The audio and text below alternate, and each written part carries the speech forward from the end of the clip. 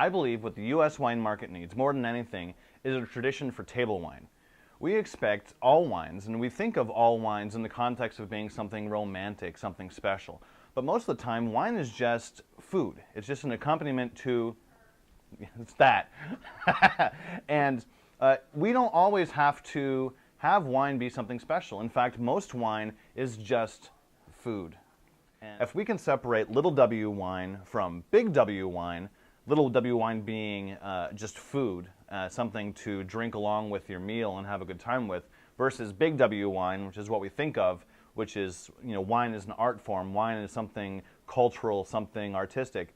If we can separate the little w from the big W, then we can go a lot closer to having a wine industry that has some integrity instead of pretending everything is big W wine. In Europe, it's widely accepted that not all wine has to be special. They have a tradition for vino de tavola or vino ordinaire, which is just everyday wine that's meant to go with food. It doesn't have to be anything special. It's not expected to be, and that's okay. Here in the U.S., however, we have a different understanding of wine. All wine is marketed as something special. Nothing underscores that more than the vocabulary used by the wine trade. They break the wine trade up into 4 segments: jug wines below $3, popular premium between $3 and $7, super premium between $7 and $14, and ultra premium over $14 a bottle. I'm sorry, but I have to reject any method of categorizing wine wherein all of the segments get to be premium. When you think of wine, what's the image in your head? Invariably, the image would be that of fine wine, served in crystal stemware and paired with the finest French cuisine. The truth is, however, that less than 2% of all wine is of artisan quality. The rest of the industry just spends all of their time trying to convince you that they are as well. Not only is this fundamentally dishonest, but it's also counterproductive. In order to illustrate that, let's look at some wine research that Constellation Wines did to analyze the wine consumer. Constellation did a survey of over 3,500 wine consumers and sorted them into 5 different categories. Now, I'm not going to go into what all these different categories meant, only to point out that the overwhelmed category was the largest category. What this view of the market misses, however, is the larger perspective. 36% of Americans don't drink alcohol at all.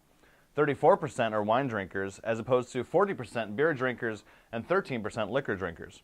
My belief is that when you include the people who do drink but don't drink wine, the segment of Constellation's survey that fits into the overwhelmed category isn't 23%, but almost 60%. All of this aspirational marketing is trying to dress up everyday wines as something sophisticated, and we've alienated more than half of our potential market. Here is the way that I want you to think about wine. For wines that are under $10 a bottle, let's call those everyday wines. These are wines that most people can afford to make part of their daily lifestyle, and these are wines that should go really well with food, and we should spend 0 time swirling, smelling, and describing them. In fact, don't even bother breaking out your wine glasses. You can drink these wines in your backyard out of a red plastic cup and not feel bad about it one bit. You have my permission. Between $10 and $20, we have wines that I think we should refer to as social wines. These are slightly nicer wines to be had in social settings, at nice sit-down dinners, or in restaurants. These wines should be served in stemware, but please don't waste time smelling and describing them. If you like it when you put it in your mouth, that should be good enough for anybody. Don't feel like you need to know anything about these wines. Just ask your waiter or your wine store owner what wine is going to go well with the food that you're going to have, and just buy that. Over $20, let's call these luxury wines. These are wines that are crafted to be enjoyed on their own and to be savored. These are the only wines that I think should bear the scrutiny of critical review or be subjected to points ratings. These wines should be served in big stemware and savored. What I'm talking about is nothing short of changing our entire wine culture. If we can accept that not all wine has to be something special, then we can take a great step towards helping a lot more Americans enjoy wine and not be intimidated by it. And we can get a lot closer to a state where we can bring some authenticity and some integrity back to our wine tradition here in California.